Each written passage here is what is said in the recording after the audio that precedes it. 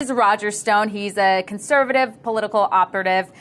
Roger, you're a popular guy right now. A lot of people are talking about you. And, there seems to be some sort of connection that they're trying to make, that you had some sort of connection with the Russians. But you just released basically a bombshell text messages that show the opposite. Yeah, there is no Russian collusion. There's certainly no WikiLeaks collaboration. And there's no evidence that I knew about the source or content of the materials that were either allegedly stolen or allegedly hacked that were released by WikiLeaks in October.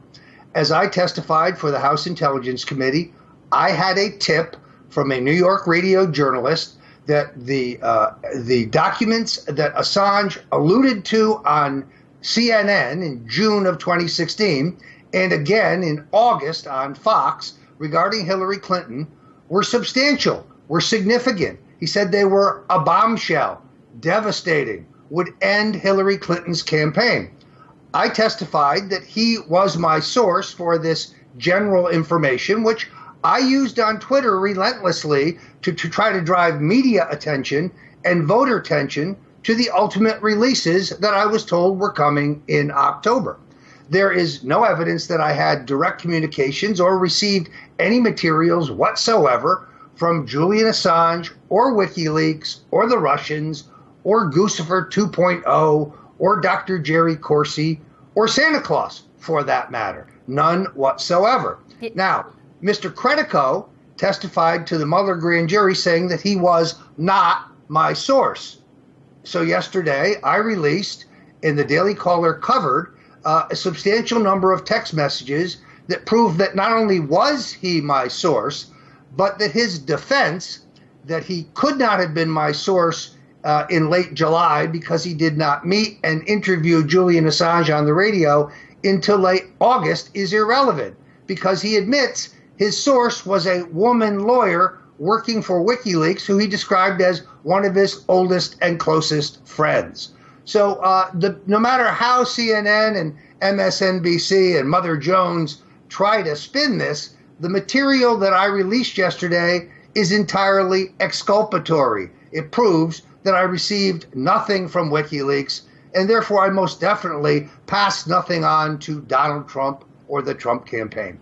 Yeah, and Randy Credico wasn't really even talking about what wasn't already known, correct? I mean, WikiLeaks already had foreshadowed what we could expect in some of the interviews. And I believe online, I remember seeing and hearing about the TikTok and all of this information. So I was kind of surprised to hear about all this. And I am looking at some of your text messages here that you released to the Daily Caller. And Randy was asking you not to drag his name into this. But of course, you had to testify under oath. And that's why you had to reveal his name.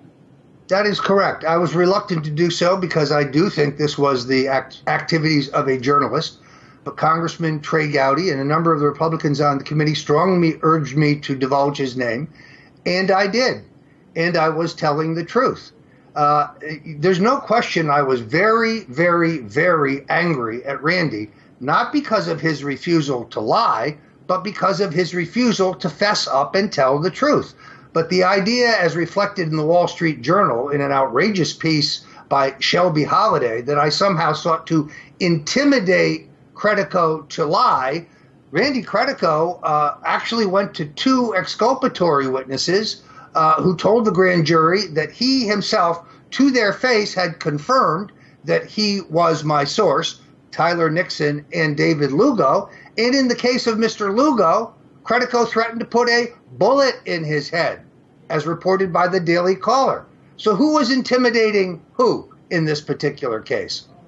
Why wouldn't Credico just admit that he had received this information or this tip from a WikiLeaks lawyer? Why would he go through all of this and just not tell the truth? I think it's because the woman lawyer, a close friend of his, had violated the privilege with this information, as general as it was, and therefore he was acting to protect her. He has insisted from the beginning that my version of events is not possible, because he didn't meet Assange until late August. The text messages I released yesterday completely disprove that. Then, of course, you have the other question, which is the question of Jerry Corsi, Dr. Jerome Corsi, well known on the American right. Now, on August 21st, or the day before, Dr. Corsi and I were talking, and I expressed the fact that I was upset that the Clinton people and the Podesta brothers were actively promoting the story regarding Paul Manafort's business activities in Eastern Europe. It was Corsi who pointed out to me that John and Tony Podesta were deeply involved in business dealings with the oligarchs around Vladimir Putin. Aluminum, gas, uranium, banking, millions of dollars worth of business. Corsi pointed out to me where I could find those things online in two published reports. One, the Panama Papers, published in April of 2016. This was public information, and therefore it was the genesis of my tweet when I said, the Podesta's time in the barrel will come. I asked Corsi on the 21st to give me a memo capsulizing everything I had just seen online, which he produced around the 28th or 29th, but was dated the 31st.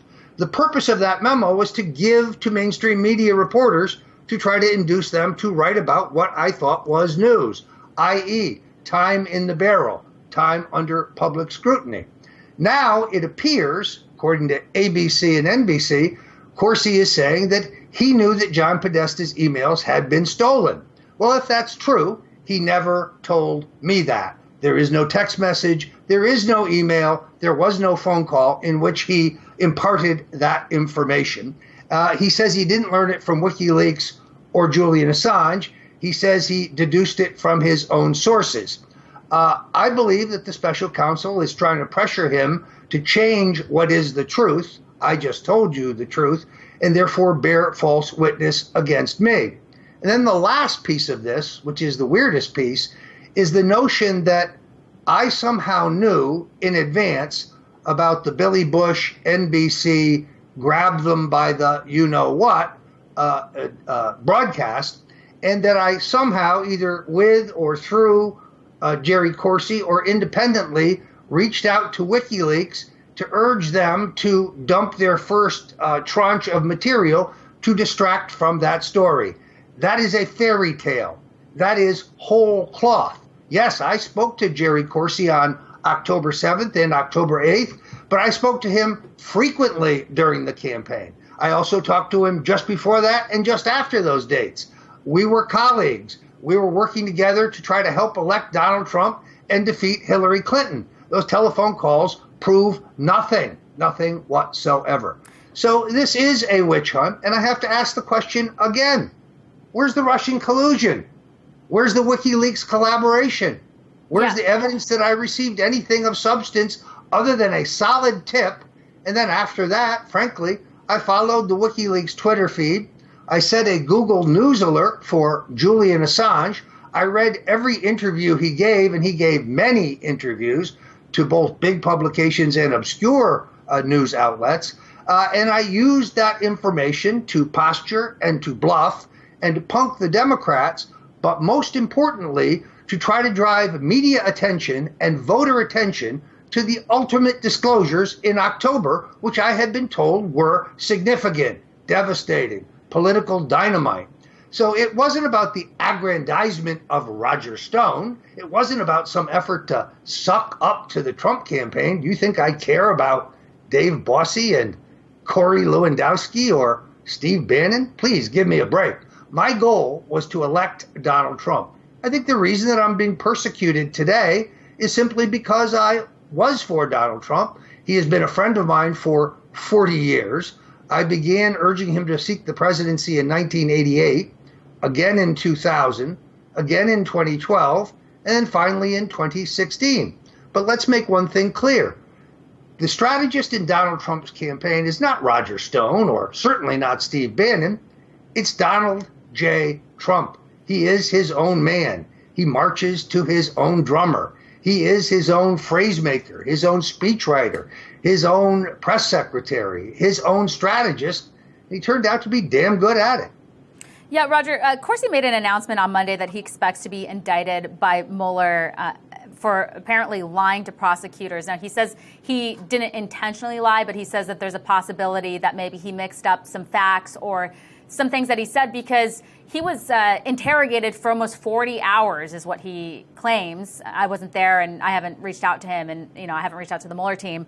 But that's a long time to be questioned. I mean, even to be questioned for a few hours, you get tired, irritated, you could forget things. So what do you think he maybe thinks that he lied about? Or, I mean, do you think he will be indicted? I have no idea. But, I think we're down to a process crime. They can't find any transfer of WikiLeaks information because there is none. Maybe Jerry Corsi said his steak was medium rare when it was really medium well. I have no idea. But this is what we're down to. It's almost like that Bob Dylan line. It's as if Robert Mueller said, everybody must get stoned. There is no evidence whatsoever of Russian collusion or WikiLeaks collaboration on my part. And this grows tedious. I mean, the real cost is to my family. Between a defamation lawsuit, which I won, a lawsuit by an Obama-backed group that accused me of colluding with the Russians, which was dismissed, the lawsuit by the Democratic National Committee, the witch hunt investigations of the Senate Intelligence and Judiciary Committees, and now a reinvigorated recycle of the House Intelligence Committee. My legal costs could hit $2 million. This has destroyed my business. It is putting enormous financial pressure on my family. I was forced to set up a legal defense fund at stonedefensefund.com, stonedefensefund.com. I have no choice but to reach out to my friends and the supporters of Donald Trump to try to defend myself, because unlike General Kelly, I will not plead guilty to some crime that I did not commit. Yeah, and Corsi mentioned this in his video that he released on Monday. He said this is an enormous strain. I mean, he's 72 years old. He doesn't have the resources to, take on all of these expenses. It's going to be very expensive to fight this battle. And this is kind of a theme that we've seen. And even with, Michael Flynn and all of these other people that have gotten in trouble, not for Russia collusion, but for other things like, perjury, lying, tax evasion, other things that were never looked at before when they had worked in other administrations. They were just never looked at. And so this had nothing to do with President Trump himself. But as you pointed out, it seems like the inner circle, there's a different level of scrutiny when it comes to that.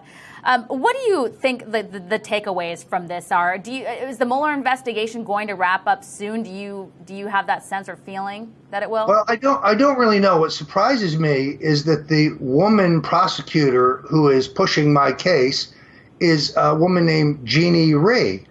Now, prior to joining Mr. Mueller's team, Jeannie Rhee represented the Clinton Foundation as a private lawyer. The Clinton Foundation, of course, the recipient of millions of dollars in the Uranium One scandal. She also represented Ben Rhodes, the national security advisor before the Congress. I believe Mr. Rhodes was involved in the surveillance of Roger Stone during 2016, which was reported by the New York Times on January 20th of 2017. So how can a woman who gave Hillary Clinton $5,400 in campaign contributions, who represented Hillary as a personal attorney and as attorney for the Clinton Foundation, be viewed as an unbiased prosecutor? I wrote a book called The Clintons' War on Women. It's a bestseller. It's the Oppo research dump of all time on Bill and Hillary Clinton. President Trump cited it on the campaign stump. I also co-produced the documentary Banished, the Danny Williams story regarding Bill Clinton's abandoned son who was banished by Hillary. And I led the anti-Hillary protests at the Republican National Committee. So the bias of the prosecutor, given my political positions, is outrageous. Think about this for a moment. Democrats are arguing that the new acting attorney general, Matthew Whitaker, should be recused from oversight of the Mueller investigation because of his past political activities, but it's perfectly all right for Jeannie Rhee, Hillary Clinton's personal legal attack dog, to run the investigation into Roger Stone. How can that be fair? Yeah, it seems like there are, two sets of rules here. One for liberals when it's convenient for them, and then for the rest of America, we go by a different set of rules. Apparently, I wanted to ask you: did you hand these text messages over to the Mueller team yet? I have not been asked for them. You would expect that Randy Credico would have turned them over, but it appears based on reports in today's papers that he has not done so. So these text messages, I think, are extraordinarily exculpatory. It's almost humorous to watch the Daily Mail, MSNBC, and others try to spin that this is somehow Stone scrambling or Stone embarrassed. No, I released them I should say my lawyer released them at my direction because they prove indisputably that I have been telling the truth, and that it's Randy Credico who has perjured himself. Yeah, well, and the president over and over again has called this a witch hunt. And 2 years later, and all of the millions and millions and millions of dollars spent on this investigation. Also, the Democrats blaming Hillary Clinton's election loss on this, not the candidate herself. They're blaming the Russians for this. It would be very embarrassing for them to turn up, with nothing, empty-handed on this investigation. And so is that a reason why you think they just keep going, trying to squeeze anyone that they can for any sort of information, whether it's truthful or not? I think the entire Russian collusion investigation is meant as a diversion from a much, much larger and more serious crime. And that is the abuse of power in which the surveillance capability and authority of the state, using FISA warrants, was used to spy on members of the Trump campaign. That's a crime much bigger and far more serious than Watergate. I learned that in May of 2016, I was approached by a man who tried to sell me dirt on Hillary Clinton. Frankly, I had forgotten his approach because it took all of 20 minutes. As the Washington Post correctly reported, I turned the man down flat. I don't pay for information. The man turned out to not only be a Russian, but more importantly, to be an FBI informant who was only in the country on an informant's warrant. This is at about the same time that FBI operatives are approaching Carter Page and George Papadopoulos, attempting to plant faux evidence of Russian collusion. So the question is not why I forgot a meeting at which nothing illegal or improper happened, and as a result of which nothing illegal or improper happened. The real question is, why was an FBI informant coming to see me in South Florida in a 20-minute meeting seeking to sell me dirt on Hillary Clinton? He actually gave it away when he said, I have this negative information on Hillary. I said, that's very interesting. I'd like to see it. He said, it'll cost you $2 million. I laughed. I said, I don't have $2 million. And if I did, I wouldn't spend it on this. Yeah. He said, no, it's not your money I want. It's Donald Trump's money. Wow. So this was an effort to entrap me and to compromise the presidential candidate. The question is, why was an FBI informant coming to see me? Not why did I forget a meeting, which was, frankly, innocuous, in which nothing improper happened. Roger, what do you make of the Democrats' efforts? And we hear a lot of, now that they control the House, we hear a lot of talk of more investigations, and, they're not willing to give up this Russia investigation. They don't want to see it close anytime soon. Well, because their goal is impeachment. What's the purpose of an investigation? Two Justice Departments under both Nixon and Clinton have ruled that a sitting president cannot be indicted for a crime. So the only purpose of an investigation would be to impeach the president. And that is exactly what they have in mind. Adam Schiff has already said that he'd like to get me before the House Intelligence Committee again. I don't know that my lawyers would allow that under this circumstances. I would relish the opportunity to match wits with Adam Schiff, but then I hate to fight an unarmed man. The truth is, my testimony would be identical to what it was last time, because my testimony was truthful. Now, some have tried to make something out of the fact that Steve Bannon asked me on October 3rd, after Julian Assange had his widely publicized press conference, but released nothing, what had happened. But Politico reported that at that press conference, Assange said there would be weak releases from that point onward beyond the election, but that all of the U.S. election-related material would be released by Election Day. The Washington Post reported that as Assange made some vague pledge of future releases. That's called fake news. Yeah. Really quickly, Roger, we hear the president he says it a lot. He tweets it a lot. He specifically, he was telling our Attorney General, hey, you know what, you should look at the other side. I mean, yeah, you're pinching us right now, but there were potentially other crimes committed. And also, who funded the dossier? Why aren't they looking at that? Everything else in general, even just the Podesta brothers' connections, alleged connections to Russia, all of these other things. So why is that? Why is there one side that's getting so much attention, yet there was potentially other crimes committed on the other side and nobody's looking at that? Well, President Trump has not weaponized the judiciary system the way the Democrats and the rogue operation under Rod Rosenstein has. Matthew Whitaker would have the authority to look at the FISA applications for Carter Page and others without the redactions and see what they say. He would have the authority to appoint a special counsel to look into the treasonous crime of Uranium One. He would have the right to appoint a special counsel to look into the abuses of the FISA warrant. A FISA warrant can only be used against a U.S. citizen if they are found to be actively engaged on behalf of a foreign power in espionage against the United States. That is certainly not the case in my case or in the case of Carter Page. So you would hope that the new acting attorney general would exercise his clear authority to investigate these matters that are, frankly, far more egregious than the low-level election meddling, not collusion, but meddling, that Mr. Mueller has uncovered.